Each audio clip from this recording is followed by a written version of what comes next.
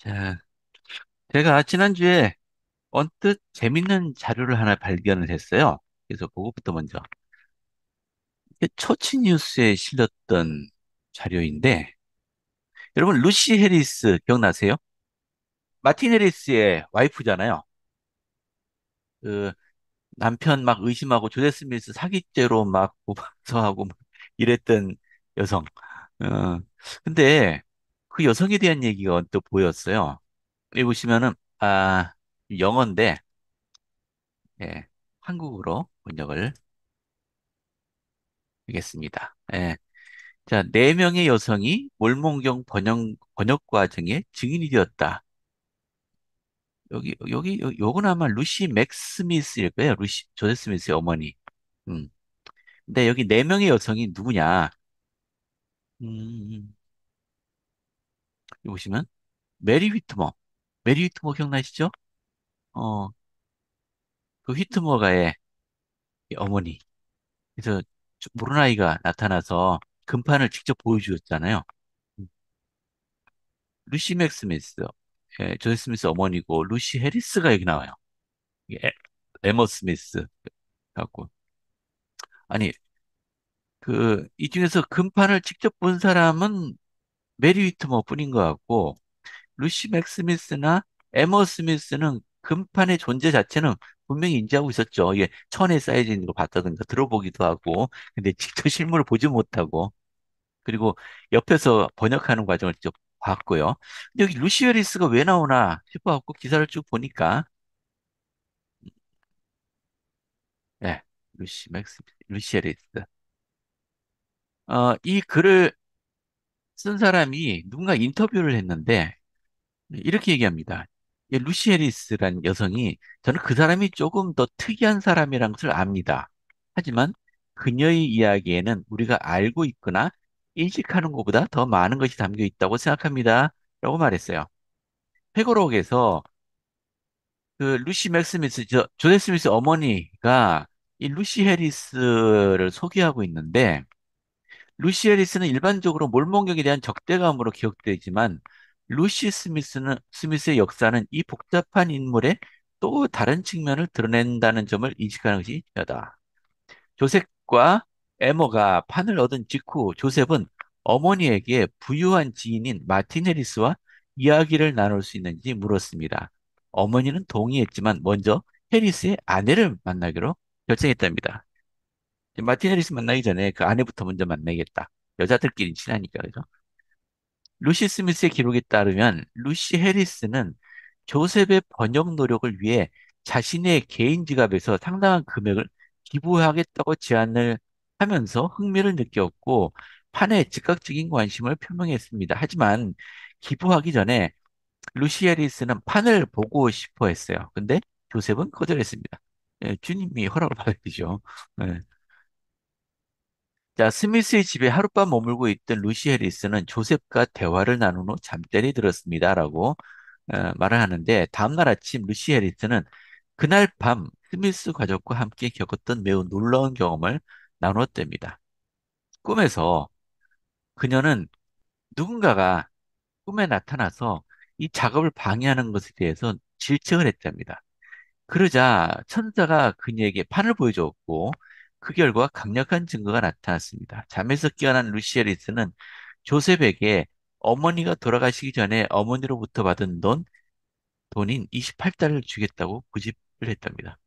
이게 무슨 소리야? 하여튼간 루시에리스가 28달러를 주고 갔답니다.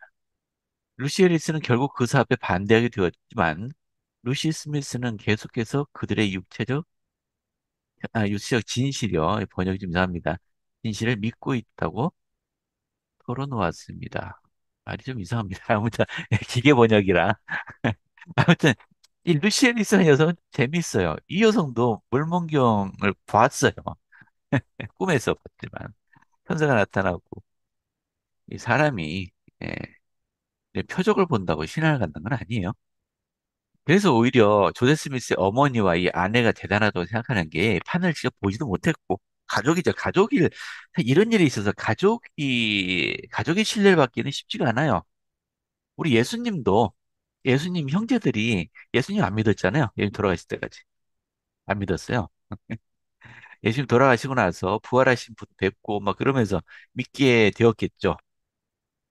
근데 이 가족은 조셉을 적극적으로 지지했다는 거 참 대단한 가족이라는 생각이 듭니다. 신앙의 가족이에요. 자, 참고로 재밌는 자료가 있어서 나눠봤습니다. 자, 지난주에 우리 선자 조셉과 교회 장로들이 미주리주를 방문을 했었죠. 그리고 그곳에 인디펜던스란 곳이 시온의 중심지가 될 것이다. 그래서 그 땅을 헌납하고 또 그 성전 부지를 헌납하고 그 돌을 하나 갖다 놨어요. 그걸 보고 어떤 사람들은 굉장히 영광스러워하고 기쁨에 가득 찬 반면에 어떤 사람들은 이게 뭐야? 왜 하필이면 이런 땅이야? 이런 땅에 무슨 영광이 있겠어? 라는 반응을 보인 사람들도 있었어요. 실제로 그 당시 인디펜던스에 있는 주민들은 뭐 신앙이고 뭐고 그 있잖아요. 서부 미국 땅 문명에서부터 좀 떨어져 있는 곳이고 우리 서부 개척 시대 영화 보면 나오는 그런 날강도 같은 사람들이 사는 곳이에요.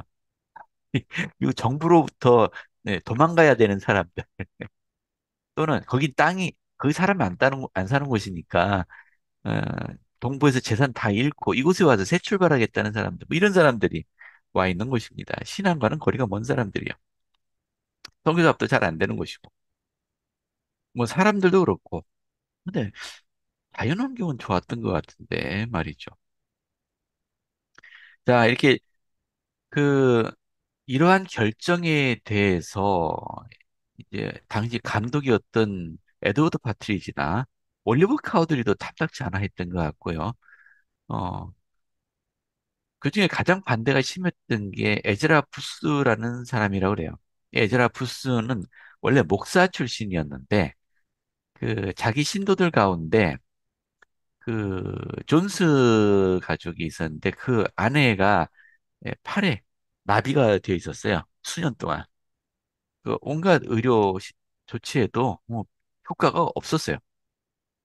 근데 조세 스미스가 병자초복을 하니까 금방 나왔어요. 그걸 보고서 이제 자기도 개종을 해버린 거예요. 이 목사가. 물론 몰명경도 읽고 하나님 말씀이다라고 믿었습니다. 하지만 이 사람은 점점 조세 스미스가 하는 게 마음에 안 들었어요. 네. 예, 커틀랜드로 돌아온 다음에 본격적으로 교회와 선을 긋고 반대하기 시작했다. 근데 그냥 반대가 아니고 적극적인 엔타이 몰몬으로 돌아섰어요. 그 지역 신문에다가 교회를 비난하고 조세 스미스를 매도하는 그러한 기사도 싣고요. 뭐 그랬다고 합니다. 이건 교리활성약 52편 42절입니다.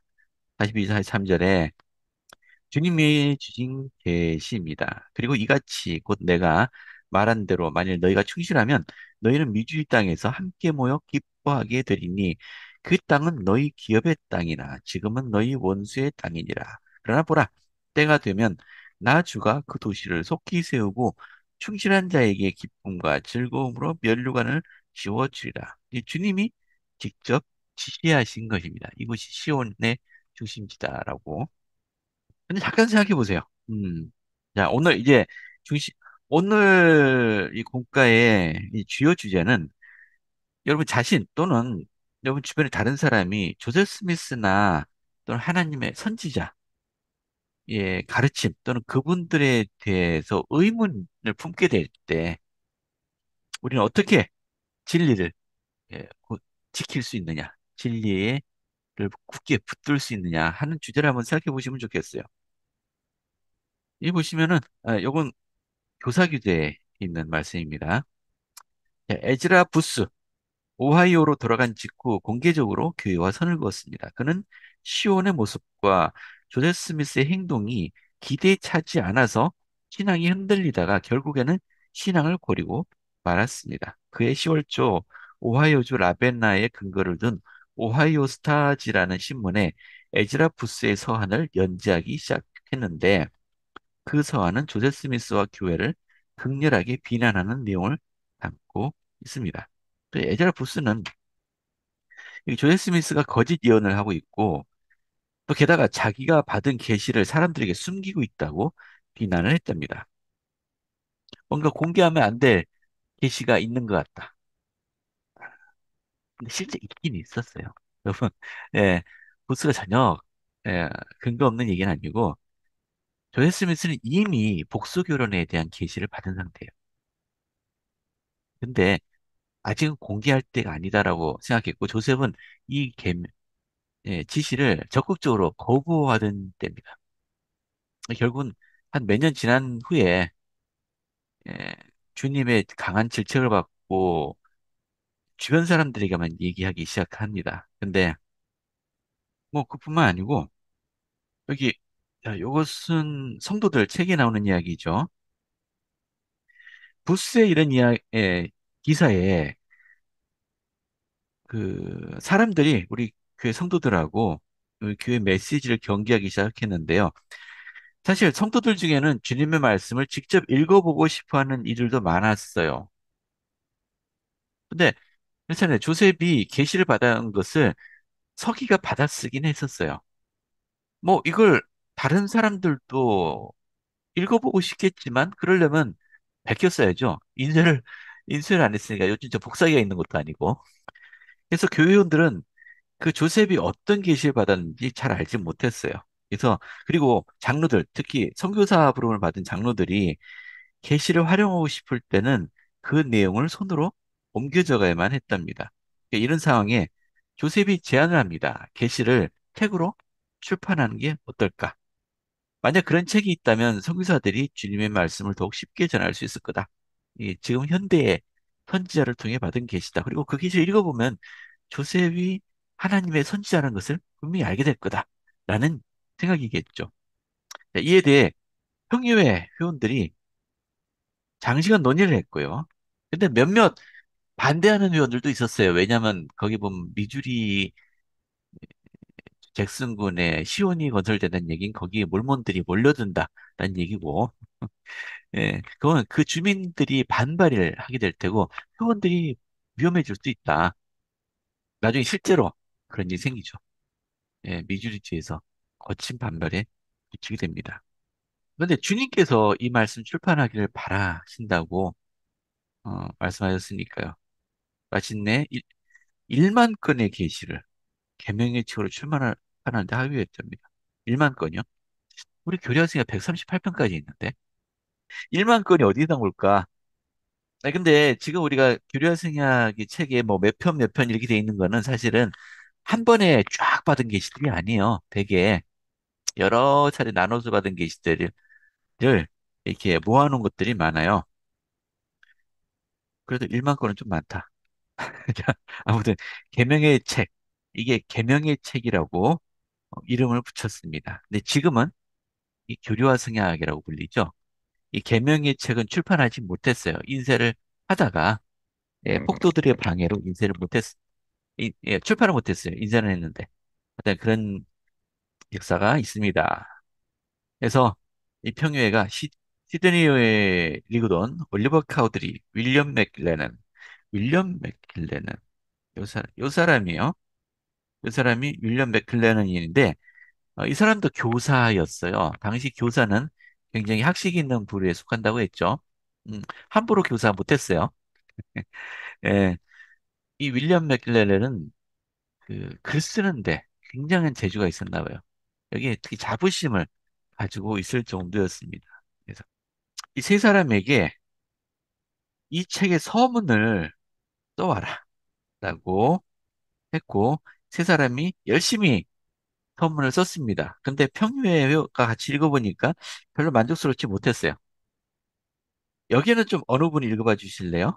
평유회는 평이에는 서문을 한 줄 한 줄 자세히 살피면서 여러 번 반복하여 읽었고 조셉에게 그에 관하여 주님의 뜻을 구해보라고 부탁했다. 조셉의 기도에 대한 응답으로 주님께서는 새로운 서문을 계시해 주셨다. 조셉은 하나님이 주시는 말씀을 구술했고 그것을 시도니가 기록했다. 새로운 서문에서 주님께서는 모든 사람을 향해 당신의 음성에 귀 기울일 것을 명하셨다. 또한 그분은 당신이 조셉에게 이러한 계명들을 주신 이유는 당신의 자녀들이 신앙을 키우고 그분을 더욱 신뢰하고 그분의 복음과 영원한 성약의 충만함을 받아들이고 선포하게 하기 위함임을 말씀하셨다. 그분은 데이비드처럼 계시에 담긴 내용을 염려하는 이들에 대해서도 언급하셨다.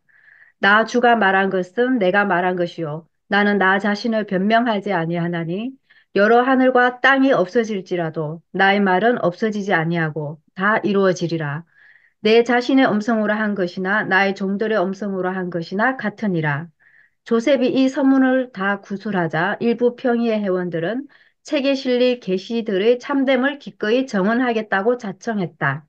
그러나 일부 사람들은 계시를 지금 상태 그대로 출판하는 것을 여전히 꺼려했다. 그들은 조셉이 선지자라는 사실을 알고 계시가 참되다는 것도 알았지만 주님의 말씀이 조셉의 빈약한 어휘와 문법으로 그들에게 전해진 것을 부끄러워했다. 예. 일단 두 가지 볼게요. 이 문제는 서문이에요. 거기 글 잘 쓴다는 사람들이 적어온 서문이 마음에 안 들었다는 거잖아요. 음. 뭐가 마음에 안 들었는지는 구체적으로 모르겠습니다만은 마음에 안 들었어요. 그래서 주님께 뜻을 구했더니 주님이 어떻게 하셨나요? 주님께서 서문을 계시해 주셨어요.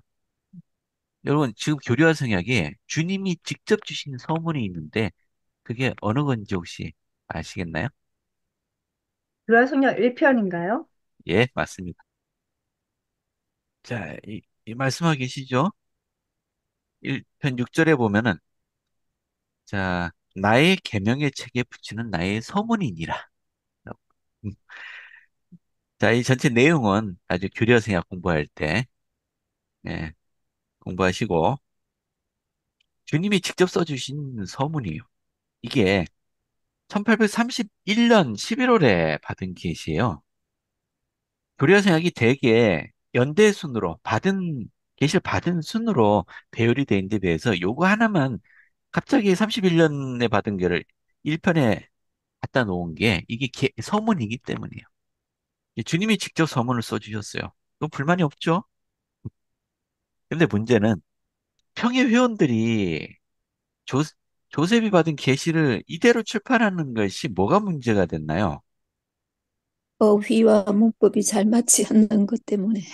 예. 조셉의, 이 계시들은 다 조셉의 입에서 나온 거를 적은 거잖아요. 마음에 안 든다는 거죠. 어, 우리 성경에 있는 것처럼 좀 근사하게, 예, 그렇게, 예, 해야 되지 않냐. 이분들 평의회 회원들의 말씀에도 어느 정도 좀 이해를 할 수 있는 게 음, 제가 축복사의 축복문을 받았을 때 네, 예전에는 이제 축복사님이 이래 구술을 하시면은 타이피스트가 이게 타자를 했었어요. 네, 근데 타이피스트의 실수인지 축복사님 실수인지 모르지만 그 단어가 어휘에 잘 잘못, 맞지 않는 부분들이 좀 있어서 어, 또 평생 들고 있으면서도 축복문을 읽기가 좀 그렇거든요. 읽을 때마다 음, 이게 똑바로 안 문맥이, 됐어. 문맥이 안 네, 맞아요. 네. 음, 뭐 어휘 음, 이런 게 조금 틀린 그런 부분이 있더라고요. 이분 예. 평의회 회원들도 그런 부분 때문에 그러지 않았나 조금 이해가 되네요. 그랬을 수 있을 것 같아요. 우리는 한글로 읽으면은 전혀 못 느끼는데, 예, 혹시 미국에 사시는 분들은 좀 느끼시나요? 이게 문장이 이상하다고? 아무튼, 그랬다는 겁니다. 그래서, 근데 주님의 생각은 달랐다는 거죠. 주님이 뭐라고 제시하셨나요? 제안을 하셨습니다. 주님께서. 자, 제가 그냥 쭉 읽을게요. 67편 4절부터 8절까지, 9절까지 길다. 자, 여기 같이 눈을 보시면서 이 교회 장로들이 집중하고 있는 게 뭔지, 근데 뭐에 집중해야 되는지 한번 찾아보세요. 이에 이제 나 주는 너희 앞에 놓여 있는 이 여러 계명에 참됨에 대한 증거를 너희에게 주노라. 너희 눈은 나의 종 조셉 스미스 2세를 보아왔고 그의 언어를 너희는 알았으며 또 그의 불완전함도 너희는 알았느니라. 또 너희는 그의 언어보다 뛰어나게 표현하려고 너희 마음에 지식을 구하였으니 이 또한 너희가 아는 바라. 이제 너희는 계명의 책에서 참으로 그 가운데서 가장 작은 것을 찾아내고 너희 가운데서 가장 현명한 자를 지명하라.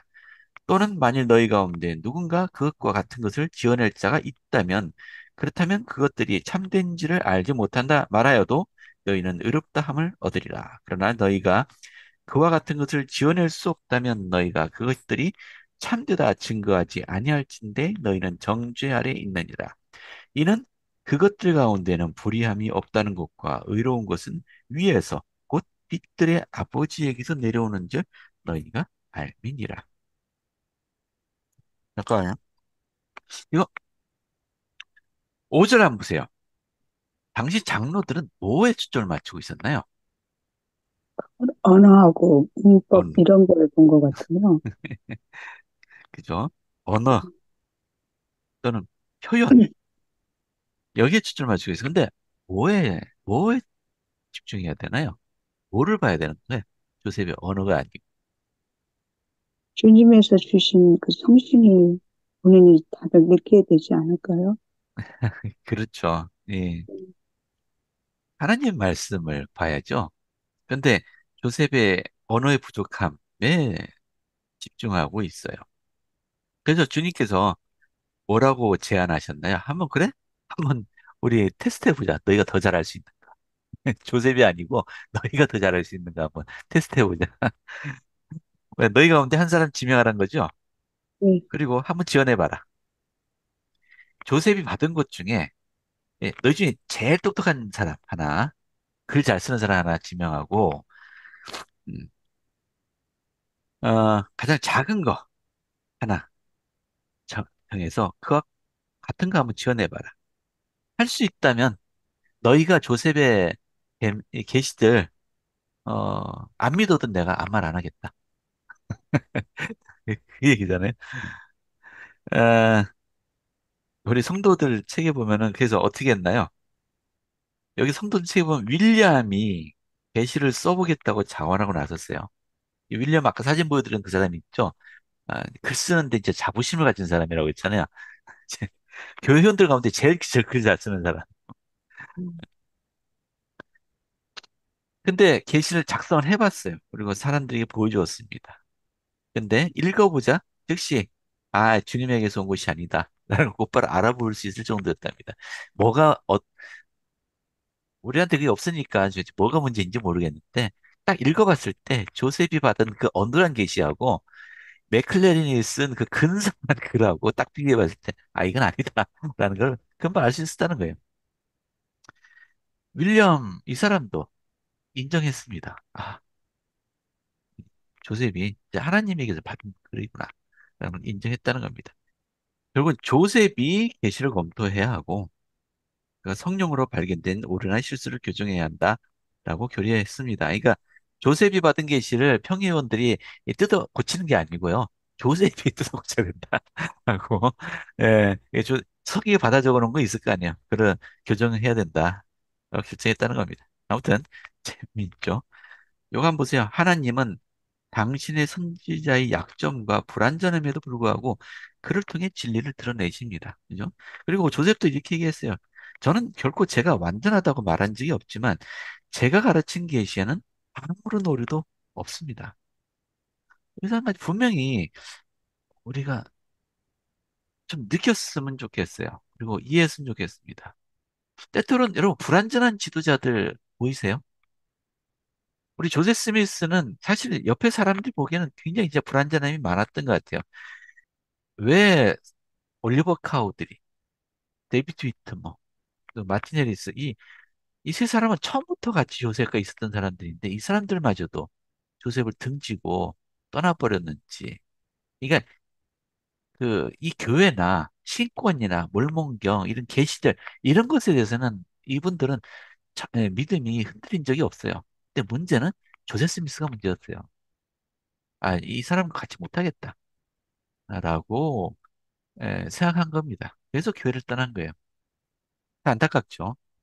근데 이런 조셉의 불완전한 모습, 이게 그 미주리주에 가서 인디펜던스 땅을 헌납할 때도 사람들이 그렇게 반대를 해도 조셉은 마치 독재자 같은 모습을 보였다라고 누구는 생각을 했대요.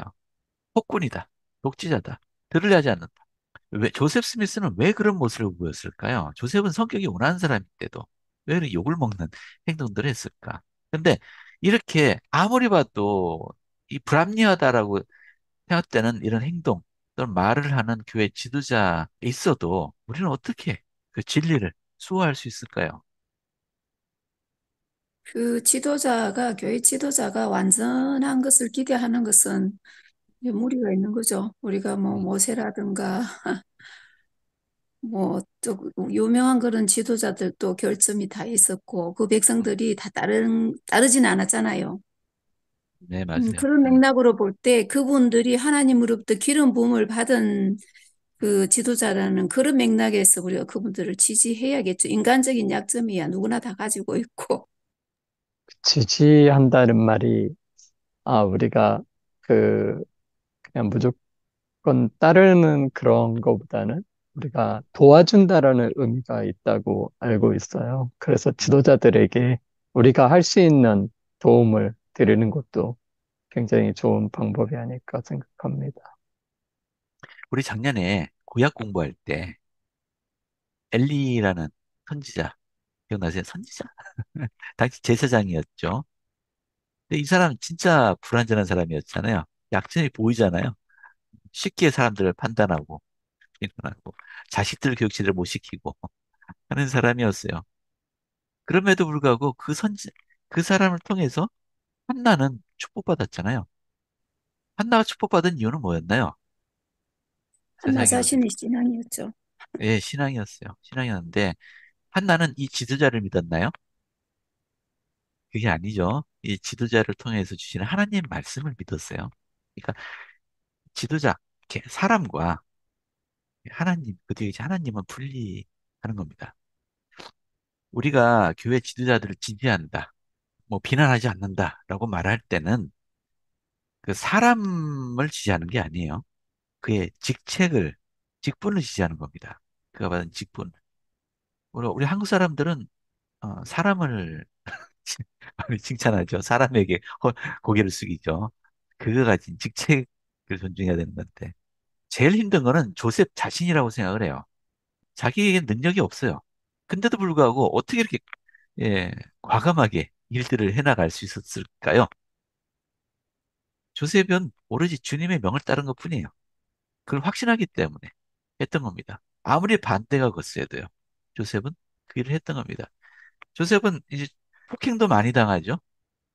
그럼에도 불구하고 얻어맞은 그 다음날 모임에서 설교를 하고 아마 서 있기도 힘들었을 텐데 조셉은 오로지 주님의 명은 철저하게 순종하는 사람이었습니다. 그걸 볼 수 있느냐 없느냐가 관건이겠죠. 아무리 내 마음에 들지 않아도. 그 약점이 많은 사람이었고 그래서 겸손한 사람이니까 주님이 아마 그를 선지자로 부르신 거겠죠. 자, 다음 이야기로 넘어갈게요. 요건 요한복음인데요. 요한복음의 5장에 있는 말씀입니다.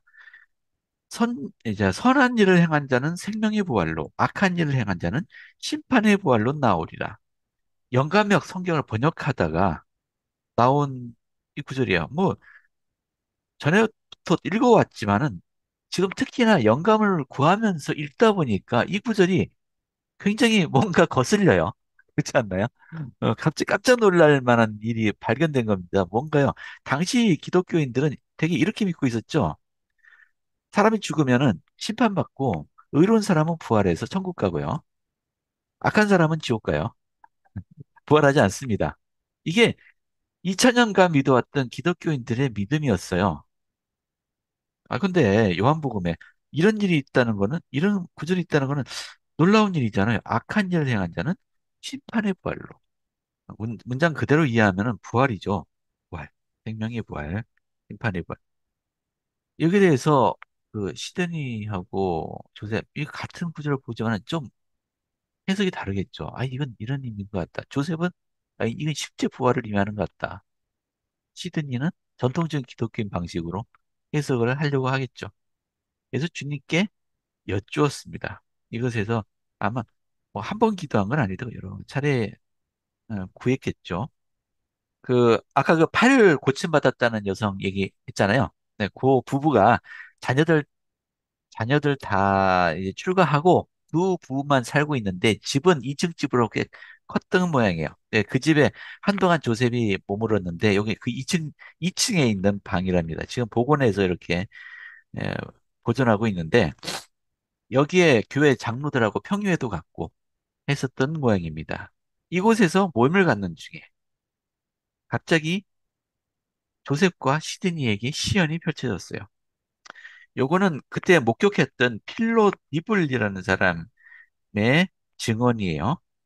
요셉과 시드니가 연일 감동되어 하늘이 열리는 것을 보는 동안 그 방에는 12명쯤 되는 사람들이 있었는데 나도 그 사람의 3분의 2 정도는 그 자리에 함께 있었다. 나는 영광을 보고 권능을 느꼈으나 시야는 보지 못했다. 요셉은 중간중간 내가 무엇을 보고 있는 겁니까? 라고 말했다. 그런 다음 그는 자신이 보았던 것과 보고 있는 것을 말했으며 그 말이 끝나면 시드니가 저도 같은 것을 보고 있습니다. 라고 답했다. 연이어 시드니가 내가 무엇을 보고 있는 겁니까? 라고 말하며 자신이 보았던 것과 보고 있는 것을 말하면 조셉이 저도 같은 것을 보고 있습니다. 라고 답했다. 조셉은 장엄한 영광 속에서도 줄곧 굳건하고 평온하게 앉아 있었다. 하지만 시드니는 축 늘어진 넝마처럼 힘이 없고 안색이 창백했다. 그런 시드니를 본 조셉은 형제님은 저만큼 이러한 것에 익숙하지 않으시군요. 라고 미소를 지으며 말했다. 시드니와 조셉이 똑같이 같은 걸 봤다는 얘기예요. 이것도 이유가 있을 거예요. 만약에 조셉 혼자 시연을 보고 기록해 놨다면은 신빙성이 떨어질 텐데 이건 둘이 같이 보았어요. 그만큼 이 계시는 중요한 계시겠죠. 이 계시가 떤 종류의 계시였나요? 그렇죠. 시간걸. 새 왕국에 관련된 계시였죠. 교려성약 76편에 실려 있습니다. 굉장히 길어요. 이걸 둘이서 주거니 받거니 했고 게다가 여기 이 교려성약에 실린 거보다 더 많은 계시를 그때 받았어요. 봤습니다. 근데 두 사람이 기록하지 말라는 명을 받았기 때문에 우리한테 요거밖에 안 주어져 있는 거예요. 아쉽네. 이게 뭘 받길래? 뭘 받길래? 나도 한번 좀 시연을 봤으면 좋겠다. 그것 좀 보게. 뭘 받길래 그러는가. 아무튼 여기에는 예수 그리스도에 대한 증거죠. 그리고 멸망의 자식들, 사탄이 어떻게 해서 악마가 되었는지, 멸망의 자식들, 해왕국, 다리왕국, 별이왕국과 거의 속한 주민들에 대해서 어, 이야기하고 있습니다. 자세한 내용은 다시 교회에서 공부할 때 보고요. 근데 문제는 이 불감령도 이 자리에 있었는데요. 이렇게 얘기하네요. 하나님께서 조세 스미스와 시드니 리고든에게 계시를 통해 모든 사람에게 그들이 받아들인 빛에 따라 마련된 처소가 있다고 말씀하셨을 때 많은 사람들에게 이것은 커다란 시험이 되었습니다. 일부 사람들은 하나님께서 인교도와 유아들을 영원히 지속되는 벌 받을 장소를 보내지 않으시고 정해진 때 모든 사람을 구원하실 처소를 마련해 두었으며 어떤 교회에 속했느냐의 여부를 떠나 정직하고 고결하고 진실한 자를 축복할 것이라는 말을 듣고 배도했습니다. 이것은 이 세대에게 새로운 교리였으며 많은 사람들이 이 교리에 걸려 넘어졌습니다. 뭐가 불만이었을까요? 이 계시를 받아온 사람들, 계시 말씀을 들은 사람들, 배도해 나갈 정도로 충격이었을까요? 침례를 받아야 구원받는다고 생각했는데 네, 근데 침묵 이외에도 우리들의 생각과 말과 언어들과 행동들의 모든 것들이 영혼을 좌우한다는 것을 그들이 알므로 인해서 우리는 모두 구원받았다 생각을 했는데 그것이 아니라 침례 이외에도 우리들의 행동들을 결정짓는다는 것에 대해서 생각했어요. 그러네. 달의 영광을 묘사할 때 성도들 가운데도 달의 영광을 알 사람도 있겠다라는 생각이 드는 말씀이 있죠. 회원군, 그죠? 이교도들과 유아들. 그러니까 유아들이라는 얘기는 친례받지 않고 죽은 아이들 얘기잖아요. 이들이 이 지옥으로 떨어지지 않는다는 게 불만인가? 뭐가 불만이지? 왜 하나님이 너그러우시다는 것이 불만인가? 아니면은 우리는 진리를 위해서 예수 그리스도를 따르기 위해서 침례받고 이렇게 희생했는데 나의 희생은 뭐냐? 라는 억울함인가요? 왠지 부당하다. 모든 사람들은 태어나면서부터 아담의 죄가 이렇게 음, 원죄로 물려받는데 음, 그 아담의 원죄를 부정하는 거잖아요. 그렇죠. 네, 그렇기 때문에 그래서 믿음으로 구원을 받아야 되는데 음, 어떻게 보면은 그 어떤 행함, 그 믿음 플러스 뭔가 그 자신의 그런 선행이나 이러한 것들로 인해서 뭔가 시험 받는 것, 이런 교리들이 뭔가 하나의 도전적으로 느껴졌을 것 같긴 해요. 음, 생소하고 새로운 것들에 대한 약간 거부감, 그런 것들을 거부감. 이렇게 이성적으로 받아들이기보다는 생소하기 때문에 낯선 것에 대한 거부감이 있었을 것 같아요. 낯설죠. 좀 낯설죠. 어, 아, 잠깐만, 성우님, 탕자의 비유가 생각난답니다. 저 그 형이 동생을 못 받아들이죠. 그 탕자의 비유가 생각난다네요. 엘리아나 자매님, 선지자의 이 말씀은 선지자가 우리에게 전하는 각 말씀에 대해 간증을 얻을 수 있도록 준비하고 가르치라고 나에게 촉구합니다. 이 말씀은 그 말씀이 기록된 당시와 이후에 우리가 사용할 지침이지만 복음을 이해하는 데 도움이 될 것입니다. 네, 고맙습니다. 이현재님, 포도원의 품꾼의 비유도 생각나는 것 같아요. 포도원의 품꾼, 그렇죠? 일찍 와서 일했던 사람이나 하루 끝나기 한 시간 전에 온 사람이나 똑같은 그죠? 돈을 받죠. 그게 불만을 막 표현하죠. 나는 그렇게 하루 종일 일했는데 왜 똑같이 저는 그 이교도 이 네, 얘기를 보면서 네, 그 요나 얘기가 생각났어요. 요나가 그 니느에 그 사악한 사람들이 그 하나님 벌을 받기를 원했는데 음, 거기 가서 복음을 회개를 외치라 했을 때 요나가 가기 싫어서 딴 데로 갔잖아요. 맞아요. 그런 심정이 아닐까 싶네요. 마음에 안 든다는 거지. 마음에 안 들어. 네. 네, 그 2000년 전에는 그들이 알고 있던 복음이 네, 심판이 의로운 사람을 구하라고 악한 사람 지옥에 간다고 했던 그 음, 부분들을 이 사람들이 고수하고 있지 않았을까요? 왜냐면은 이들은 지금 그 교리에 대해서 정확하게 알지 못했던 상황에서 그렇죠. 이런 것들을 받아들였을 때 그들이 고수했던 것에 대해서 우리가 알고 있던 것은 이것이 아닌데 이 김태룡 선생님께서 이런 것들을 내세우셨다는 것에 대해서 나하고 경계가 맞지 않는 건 내가 알고 있는 지식과 맞지 않기 때문에 갖고 있는 불만이지 않았었을까 싶은 생각이 그렇죠. 내가 확신을 하고 있고 내가 알고 있는 것과는 다르다. 그럼 사람은 본능적으로 그런 경우에 거부감을 느껴요.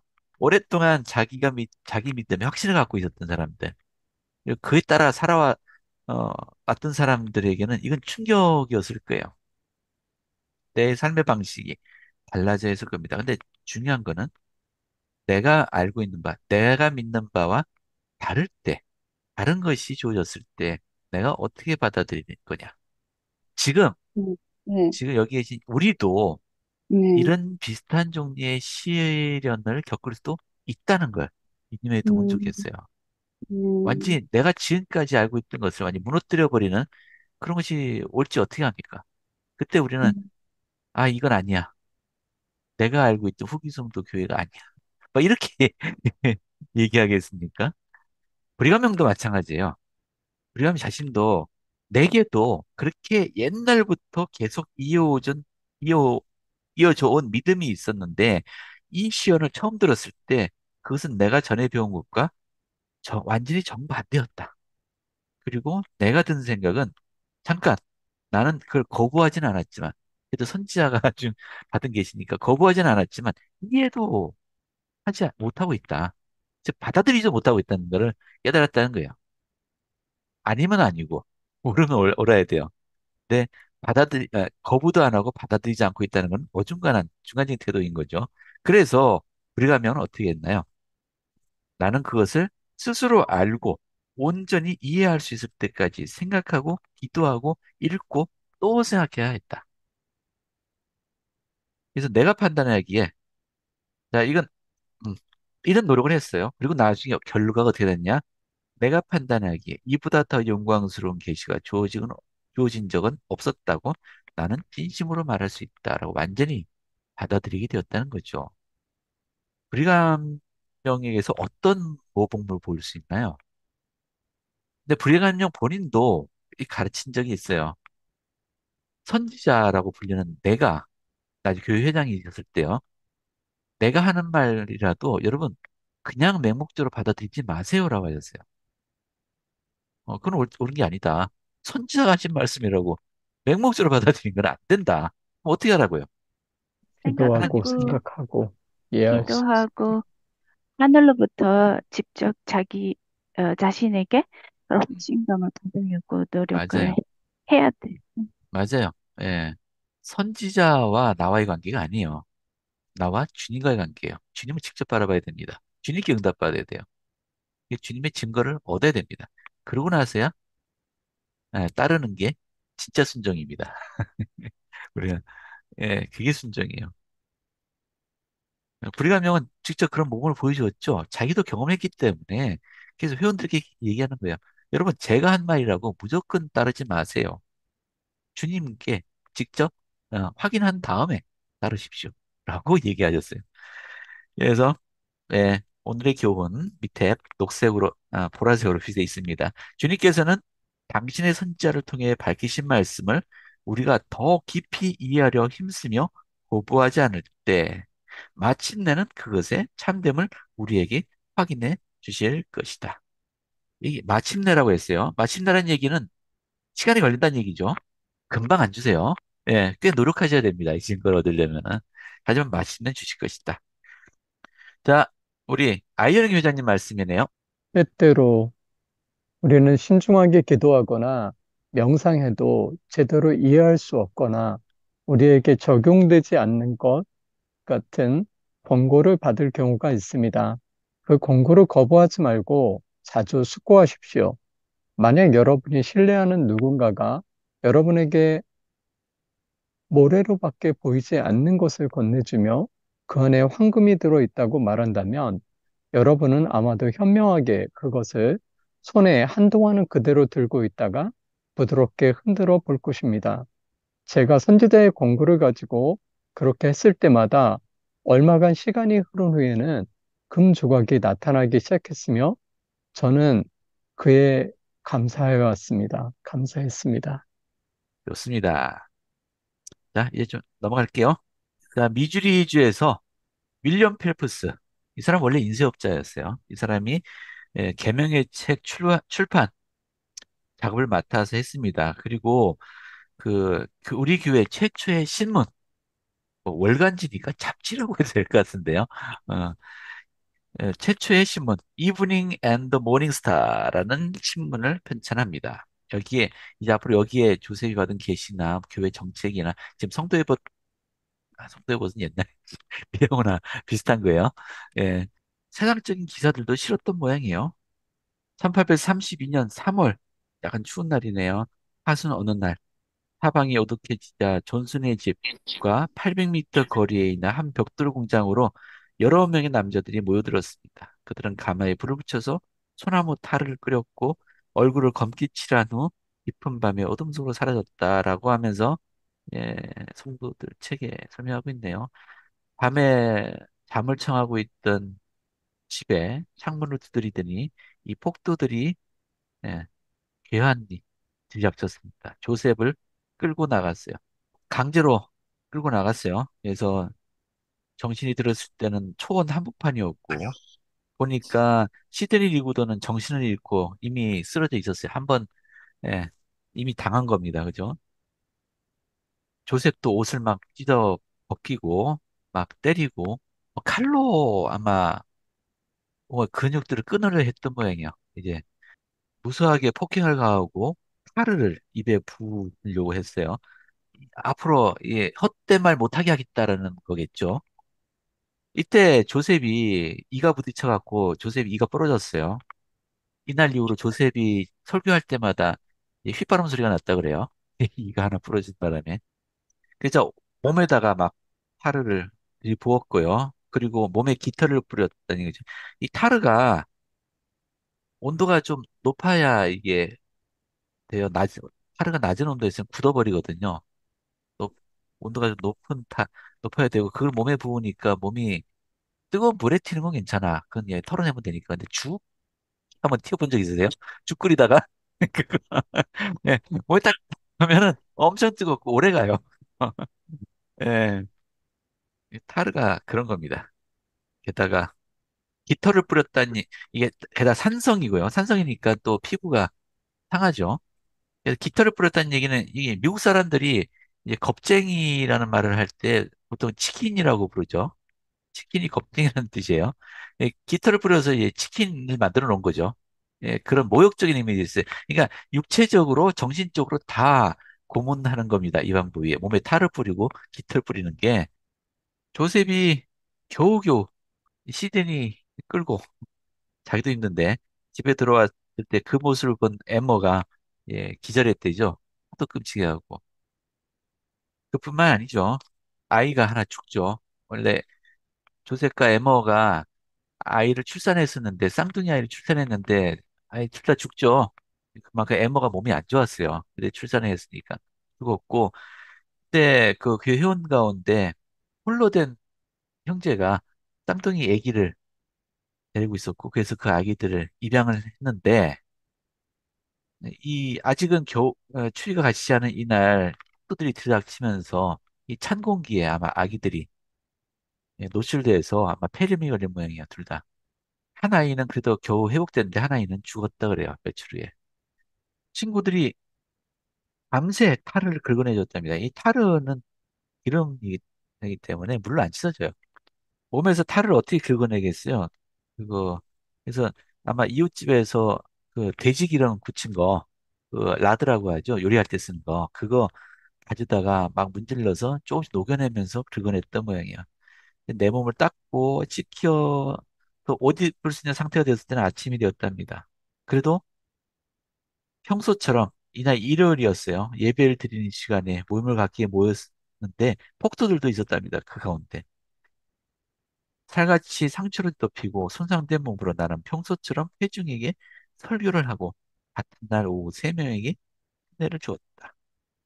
며칠 후에 아들이 죽었죠. 아들 장례식을 치르고 며칠 후 조셉은 슬픔을 뒤로한 채 주님의 사업을 계속 이어갔다.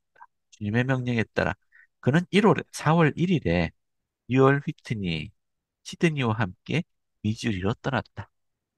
어떤 일이 있어도 주님의 명이 따른다는 걸 볼 수 있죠. 자신에게 무슨 일이 닥쳐도 어떤 슬픈 일이 있어도 관계없습니다. 그 116조 원고를 잃어버린 사건을 겪고 나서 조셉은 그날 일지에다가 이렇게 적어놨어요. 나는 무슨 일이 있어도 주님의 명을 어기지 않겠다. 라고 일지에 적어놨습니다. 그리고 조셉은 죽을 때까지 그 말씀을 따랐어요. 아, 그래도 따르고 싶지 않았던 계명이 하나 있었죠. 주님이 명하셨는데 따르고 싶지 않았어요. 그게 복수결혼이에요. 조셉은 그건 안 하고 싶었어요.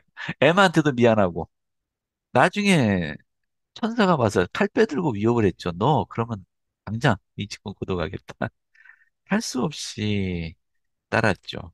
이게 조셉이었습니다. 아무튼 미주리 갔다 왔고요. 자, 이제부터는 좀 쭉 설명해 나갈게요. 첫 번째, 그 미주리에서 했던 일, 협동회사라는 것을 조직을 했어요. 여기 보면 조셉, 에드워드 파트리지는 감독이죠. 뉴얼 위트너도 감독으로 부름받았어요. 에드워드 파트리지는 미주리에서, 뉴얼 위트너는 저기 어디야? 오하이오주에서 감독으로 부름받았습니다. 양쪽에 이때를 예, 교회 본부가 두 곳에 있던 시기라고 얘기해요. 교회가 두 곳에 중심을 두고 있던 시기. 나중에 이제 커트랜드를 버리고 오하이오를 버리고 미주리에 합류할 때 다시 교회가 하나가 됩니다.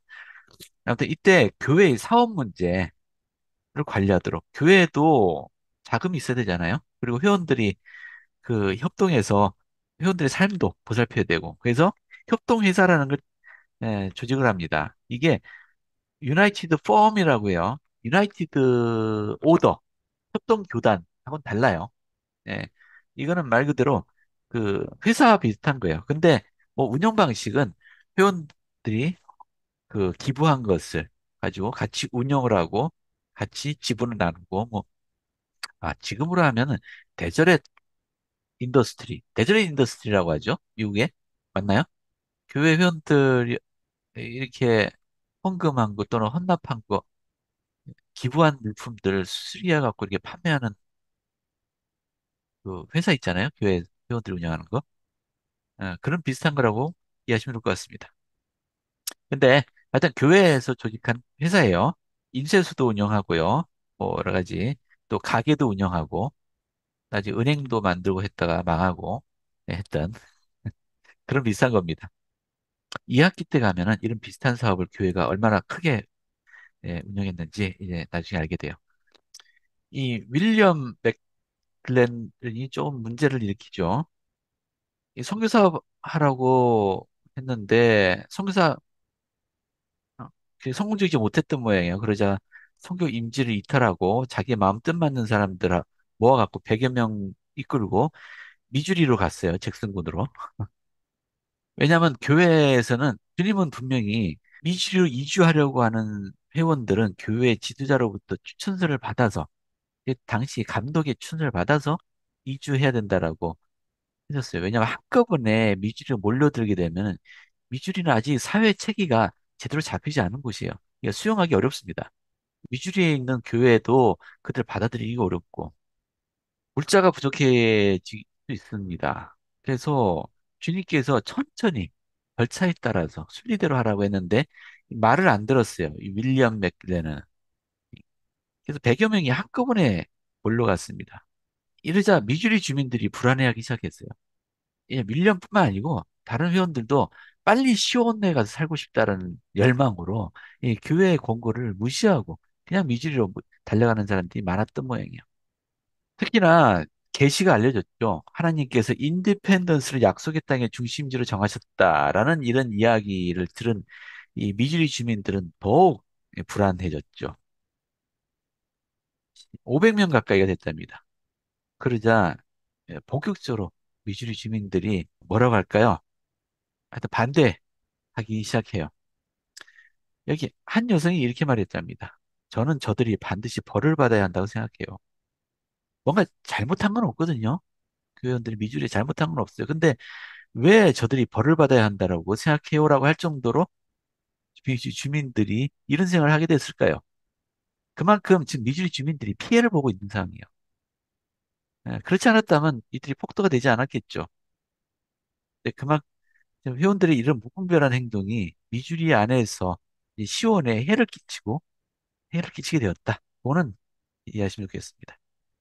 자, 요거는 한동안 이제 스코틀랜드에 할 때 조셉과 에머가 살던 집이에요. ULK 휘트니 감독의 집이죠. 여기 1층은 상점이고 2층이 생활 공간인데 그래도 공간이 있었나 봐요. 여기서 한동안 조셉과 에머가 살았어요.